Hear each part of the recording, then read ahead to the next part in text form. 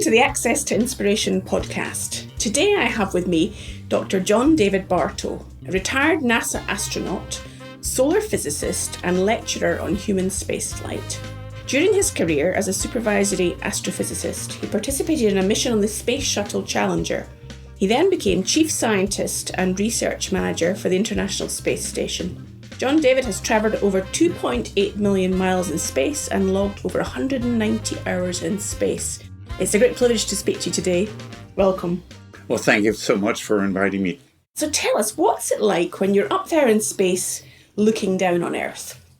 Well, looking down on Earth is, in my opinion, the very best part of flying in space. That might not be obvious. You might think looking up is more interesting, but looking down at our beautiful planet is actually an awe-inspiring moment, particularly that first moment when you look out and you realize how beautiful the Earth is, how fragile the Earth is, and how you really want to take care of it.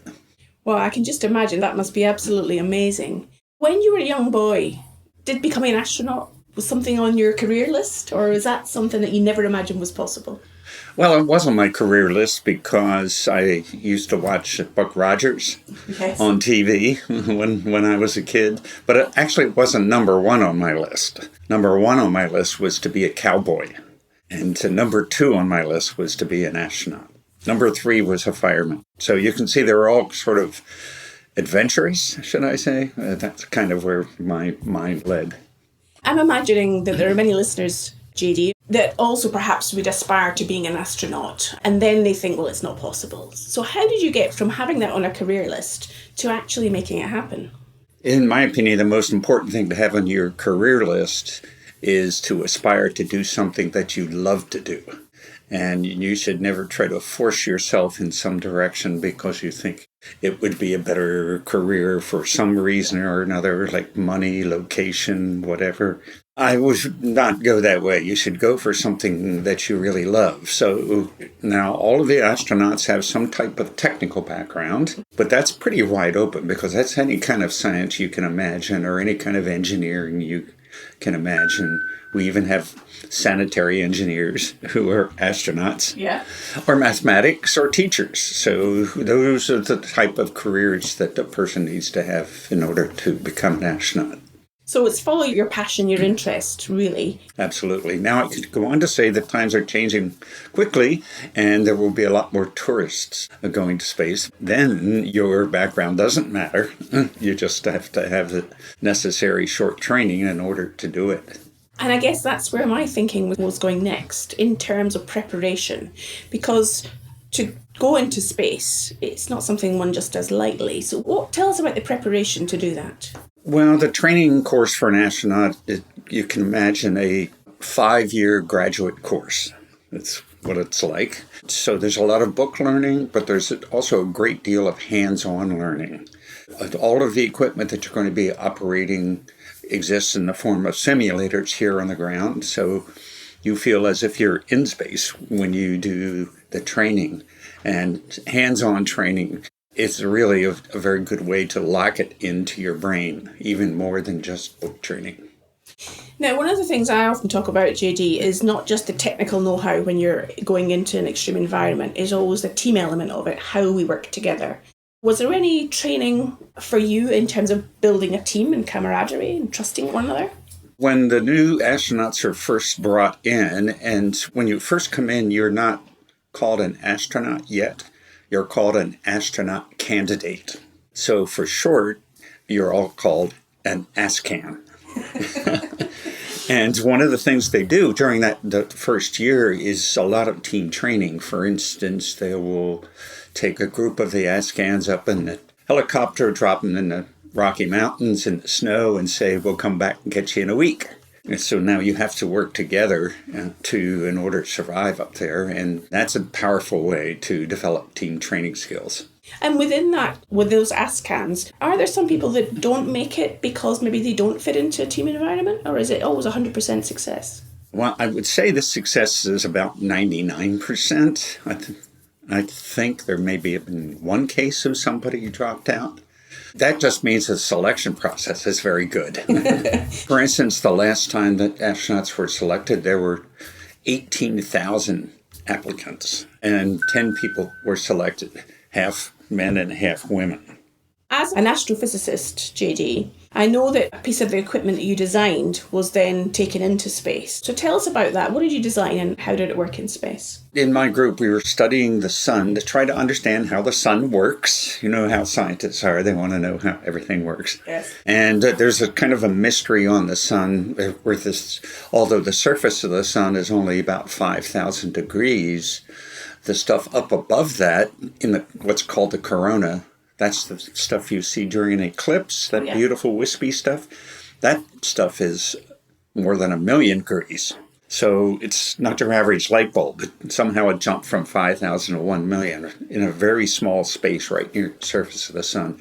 And most of the light that comes from that little spot is ultraviolet light that does not make it through the Earth's atmosphere. So that's why we study the ultraviolet light from the sun with satellites above the Earth's atmosphere. And my telescope was designed specially to look at that part of the spectrum. When your telescope then was going into space, presumably that's why you went with it. Absolutely. NASA had a program at that time where they would fly the expert to operate their own equipment. Great opportunity, I imagine. Absolutely, yes. And a surprise in my career. I didn't know that was coming. Wow. I'm imagining getting a letter through the post to say, wow, tomorrow you're off into space. When the shuttle is launched, you've spoken about the thrust, that it has a 7 million pounds of thrust. Tell us about how fast you're travelling from land to get into orbit and what that's like. At the liftoff, you immediately start to feel the pressure on your chest. You're in a chair, but the chair is laying on its back. So you're looking straight up. And so you feel the pressure in your chest, and it builds up to about 3 Gs, 3 times the force of gravity. That's not that much. It's like having 3 of your best friends sit on your chest for 5 minutes. You know, you can take it. Yes. So your speed has to build up all the way to 17,000 miles an hour. Otherwise, you're just going to plop right back down again. So that means you're traveling 5 miles every time your heart beats. That's a pretty fast trajectory. Yeah, it sure is. And I understand on your launch, there was a problem during that phase. Tell us about what happened there. One of the engines on board had a problem. There are temperature sensors in all the engines, and the onboard computer watches those sensors. And in one of the engines, the temperature sensor broke. So the computer automatically switched over to the backup, but then the backup sensor broke.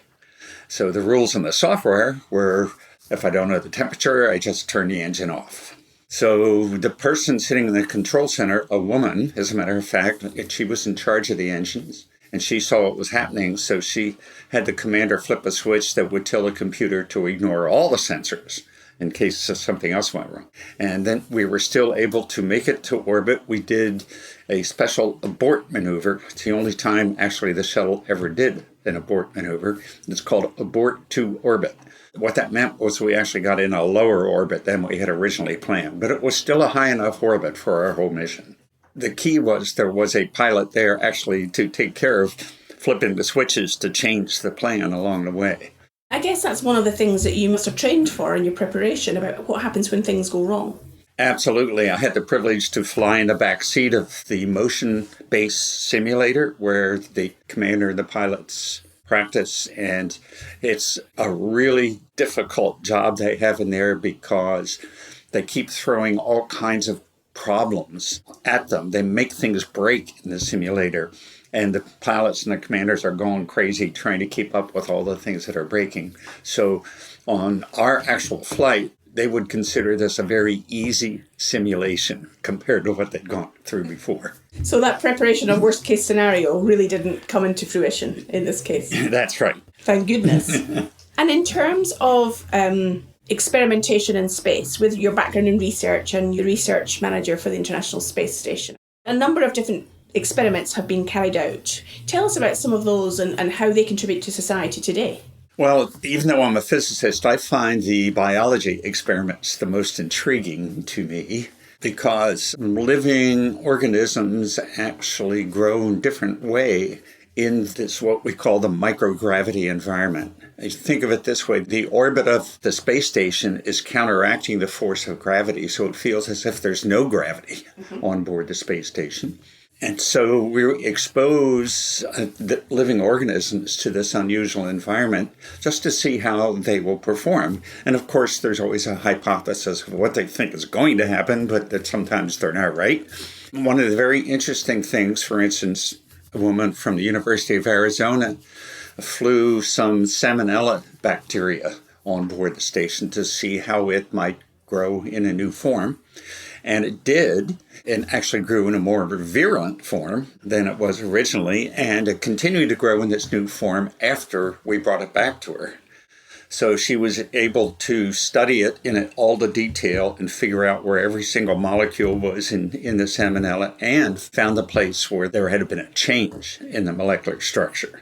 Then the next step was to actually figure out how to put a different molecule into that particular spot where it had changed to stop it from growing altogether. In other words, just kill it.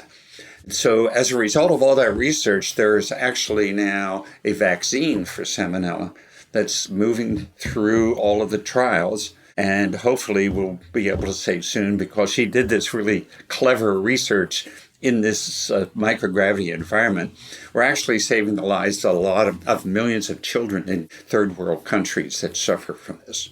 That's amazing to hear how important space is as a place to do research. And I understand there's also work being done on Parkinson's. Yes. We do something else up there. So we grow these special crystals that are made of proteins. Don't think of a solid hard crystal. This is a super soft crystal, like super soft jello. And they grow much larger and much more uniform up there. And so then when we bring them back, we can examine them and understand the structure of them, how the crystal is put together. We can't grow these crystals as well here in one gravity because of all the convection that's moving around and gravity that's pulling them down. But up there, they grow larger and purer. And for instance, there's been recent research on Parkinson's done by the Michael J. Fox Foundation on board the space station. So it really is a unique and different environment in which to test various things. If you think of it this way, many centuries ago, scientists would use temperature to try to figure something out. They heat it up or cool it down, or they change the pressure higher or lower. Now we actually have the first laboratory where you can actually effectively change gravity. It's amazing. So how about your telescope? How did it work when it got up into space? It worked great. You're never quite sure whether or not it's going to survive all the launch vibrations and whether you put everything together correctly. And it worked fine. The only problem it had is it got a little too hot, so we had to have a little cool-off period for it. But otherwise, we collected some really new information that's trying to explain why that corona is getting so hot. And it's still one of the two competing theories out there, even though it was 30 years ago that we did this. So we still don't really have the answer. And hopefully within the next 30, we'll solve it. You have a long-term belief if you're doing research in space. Absolutely. That's the way it works. And I also imagine that must be a great sense of pride for you, having developed something that's so important in the world. It is nice to get, say, an email notice every once in a while that says somebody in China or Turkey has just looked at the paper that we wrote 30 years ago. So that's still piquing some people's interest and maybe inspiring them to do something new and solving the problem. Great. Most of us have never been and will never go to space. You've talked about the effect that zero-G has on your body. Tell us a bit about what that's like, not only in space, but when you come back to Earth. Well, when you come back, one of the things, the most noticeable thing immediately is you feel extremely heavy. And that's because your sense of touch has adapted to this zero-G environment where you've been floating all the time and not getting any touch feedback while you're up there. And so your brain actually turns up the volume on your sense of touch. And now, however, when you come back home, the volume is way too loud. And so you feel extremely heavy right as soon as you come back into gravity. But The interesting part is that the body readapts. It only takes a few moments for it to figure out the volume's too loud, and it turns it back down, and the sense of touch goes back to normal. And are there any other changes or differences that you notice when you come back to Earth, having been in space? Another one is your sense of balance. When you go up into space, your inner ear gets very confused. You have these fluids inside your inner ear, and when they move around, the hairs wiggle inside of them, and your brain senses the motions, and that's how you know whether you're moving right, left, forward, or backwards. But in zero-G, that fluid in your inner ear starts wandering around willy-nilly, and so your brain gets confused. It doesn't know things are going right, no left, no forward, no tipping backwards. And so your brain decides to just turn off your inner ear and stop listening to it. And that weird sensation goes away. Now, however, when you come back home, you have to be a little careful walking around because your inner ear is not working. But again, by some miracle, in a couple days, your brain decides, okay, now it seems like my inner ear is sending me good information. I'm going to start trusting it again. So those are some of the physical manifestations and impacts of going into space. I'm interested also to think about that position of observation that you talked about right at the start, JD, looking at the world from that kind of unique position of being in space and seeing it from many, many miles away. I'm wondering, has that changed you as a person at all? Just having that really different take on the Earth? To me, I think it was a huge reinforcement of understanding of the international nature of our lives. I grew up in a town of 1,000 people and didn't stray very far from that town until I went to college, and even that was only 100 miles away. But over time, you begin to realize that there's a world out there. But I'll tell you what, when you look down on that world from space, it goes right to your heart. It's that sensation that, first place, it looks very fragile. You really you want to reach out and hug it and take care of it because it just gives you this feeling of fragility, like that first time that you look at a newborn child, where it looks beautiful but fragile at the same time. So you get that very strong feeling without even thinking about it. It's just an emotional moment. But then when you start thinking more about what you're looking at, and you realize, for instance, you have no idea where you are because, all that ground down there pretty much looks alike from up here. So then you realize, oh, guess what? The different countries are not painted different colors, right? There's no black lines between them. And that stuff only comes from inside our heads. It's human beings who've made up all these limits that separate our world into parts. When we're on board, we are a crew that must work together, as we mentioned at the beginning. And we look down and what we're seeing is another spacecraft with a crew of billions of people on this spacecraft. And they have got to work together to take care of themselves and to take care of their spacecraft. And I'll tell you what, I've talked to astronauts, cosmonauts, taikonauts. We all have that same feeling. So it seems almost like that experience, more of us in the world in a way, would benefit from having that experience of seeing the world in that unique way. Absolutely. I think next on the list should be artists. We need people who can write about this, who can draw about this, and can sing about this. Those are the people we need to send into space so that they can communicate better than techies like myself about what it's like. So JD, what do you think are your main strengths that you have brought to your career to date in your work, in what you've done? Well, I can tell you what drives me, and hopefully that means it is a strength, and it's curiosity and problem solving. Those are the two things that I like to do the most. And when I was young, every night we would always have the family always ate dinner together at the table, and we would invariably end up talking about something, and we'd ask some question that we didn't know the answer to. And the first thing my father would say is, go get the encyclopedia. And we would actually bring it to the dinner table, and we would have a discussion about the answer that we found. That's been with me since the very beginning, this sense of curiosity of wanting to try to find answers to things and also trying to troubleshoot things that did not go right. With that in mind, and thinking about the way technology has evolved over the years, it's so easy for people today to go and look on Dr. Google or whatever equivalent to get that kind of encyclopedic answer. I'm wondering whether the curiosity and the problem solving, are those skills still being used today, or is life kind of just a bit easier in terms of there's fewer problems or the answers are there? Well, actually, there are more answers than when I was young, but there aren't any more answers than there would be if there was no cell phone and no Google. They would just be in books. So the answers that exist are easier to access now, and I think that's a great thing. You know, the old saying, don't reinvent the wheel. Okay, it's really hard to reinvent the wheel now because you can look practically everything up in Google.